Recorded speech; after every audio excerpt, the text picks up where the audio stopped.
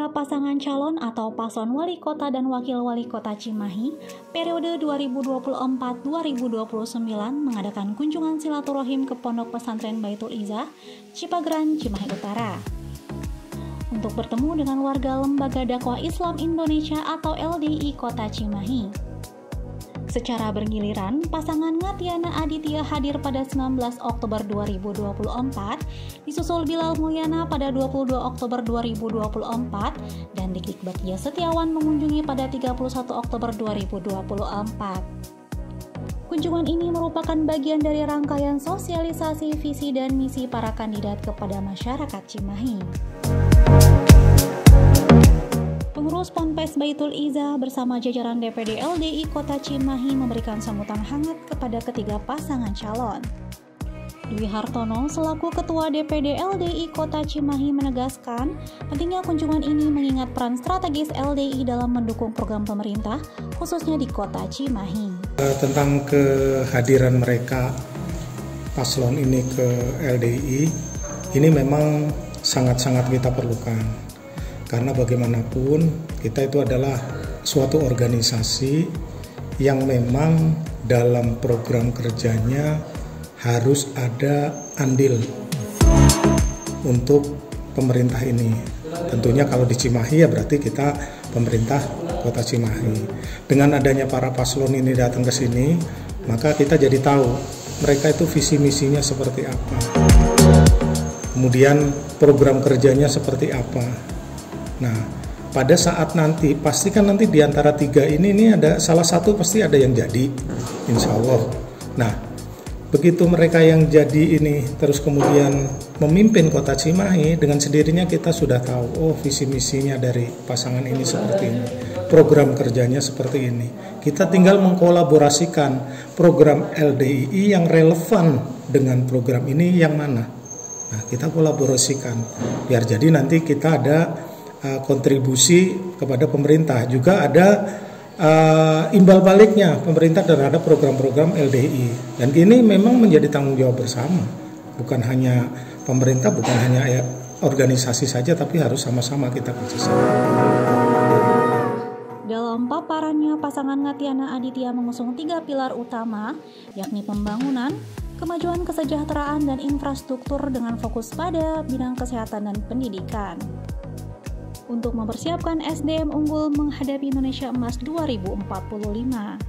Saya Letkol Purnawirawan Ngatiana beserta Aditya, yaitu maju di Pilkada Kota Cimahi dan memiliki visi misi.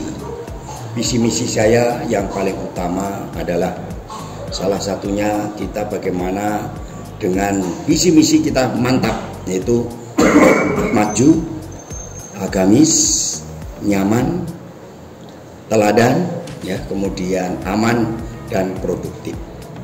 Nah, ini kita pakai bagaimana kita agamisnya. Alhamdulillah kita punya misi-misi untuk bagaimana meningkatkan kesejahteraan masyarakat Kota Cimahi, memudahkan pelayanan terhadap masyarakat, dan masyarakat kita layani. Salah satunya di bidang pendidikan, bidang kesehatan, kemudian juga bagaimana mengatasi pengangguran yang ada di Kota Cimahi.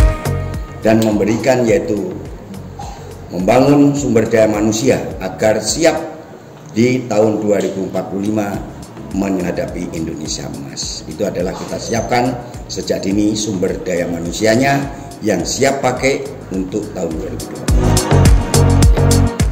2020. Itu salah satunya adalah visi misi kita.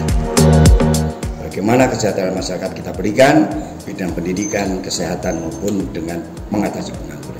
Kita menyiapkan 10.000 yaitu SDM atau orang yang siap bekerja dimanapun, baik di Cimahi maupun di luar kota. Ya. Dan memberikan 10.000 beasiswa bagi anak-anak kita yang berprestasi di kuliah, contohnya IP-nya di atas 3,3, itu salah satunya. Ya. Terus bagaimana kesejahteraan membangun Kota Cimahi termasuk infrastruktur dan sebagainya. Kita pelajari, kita bekerja, kita berjalan. Yang penting ikhlas untuk bekerja mengabdikan diri kepada masyarakat Kota Cimahi. Itu visi misinya. Ya. Sementara itu, Bilal Mulyana menyatakan dukungannya terhadap perkembangan pemuda dan pendidikan dengan mengusung 16 program Cimahi Bisa yang berprioritas pada pendidikan dan kesehatan. Dari menyediakan program beasiswa mulai tingkat SD hingga perguruan tinggi, sampai menghadirkan puskesmas keliling di setiap kelurahan. Oke, yang pertama dalam mendukung pendidikan di Kota Cimahi, pasangan nomor 3 Bilal dan Mulyana ini akan meluncurkan 2 program beasiswa sekaligus, beasiswa dari SD, SMP, SMA hingga perguruan tinggi, yaitu Bisa Pintar untuk beasiswa SD, SMP, SMA dan Bisa Sarjana untuk perguruan tinggi di Kota Cimahi. Jadi pada prinsipnya anak-anak di Kota Cimahi harus berpendidikan tinggi karena pendidikan adalah sebagai salah satu fondasi dalam rangka insya Allah bisa mencapai kesuksesan. Dan yang kedua terkait dengan pemuda, bagaimana pasangan nomor 3 ini akan memfasilitasi anak-anak muda di Kota Cimahi untuk lebih nyaman berkumpul, bersosialisasi di Kota Cimahi dengan cara membuat tempat-tempat berkumpul di Kota Cimahi untuk anak-anak muda di Kota Cimahi khususnya. Jadi pada prinsipnya anak-anak muda berkumpul dan menghabiskan waktu serta barangkali ada sedikit keluar uang untuk jajan di Kota Cimahi. Jadi uang itu akan berputar terus di Kota Cimahi. Selain itu, pasangan Dik-Dik Bagja hadir dengan fokus pengembangan generasi muda. Program unggulan mereka menyasar kaum milenial dan generasi Z melalui upscale teknologi digital.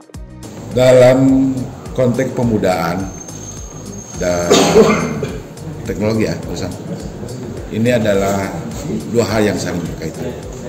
Pertama, ini dikhususkan bagi generasi milenial dan Gen Z atau Gen Z. Bagaimana program-program yang nanti akan dijalankan ini harus bisa mendorong munculnya potensi masyarakat secara optimal, terutama bagi kalangan generasi muda. Nah, dalam hal ini saya sudah menyiapkan berbagai program yang mudah-mudahan itu semua bisa menjawab harapan seperti yang barusan disampaikan, bahwa dalam kapasitas saya sebagai calon hari ini sudah merencanakan program yang namanya upskill teknologi digital yang dikhususkan bagi kelompok usia muda. Nah, ini mudah-mudahan menjadi hal yang pada akhirnya bisa mewujudkan pemuda di Cimahi ini memiliki keunggulan, memiliki keahlian yang mudah-mudahan itu bisa menjadi bekal dalam hal menempati atau mendapatkan berbagai kesempatan menjadi lebih kompetitif. Ketiga paslon menekankan pentingnya kolaborasi antara pemerintah dan organisasi masyarakat seperti LDI mengingat terbatasnya sumber daya alam di Kota Cimahi. LDI juga dipandang sebagai organisasi masyarakat yang patut menjadi teladan dalam hal perkembangan dan pengembangan organisasi.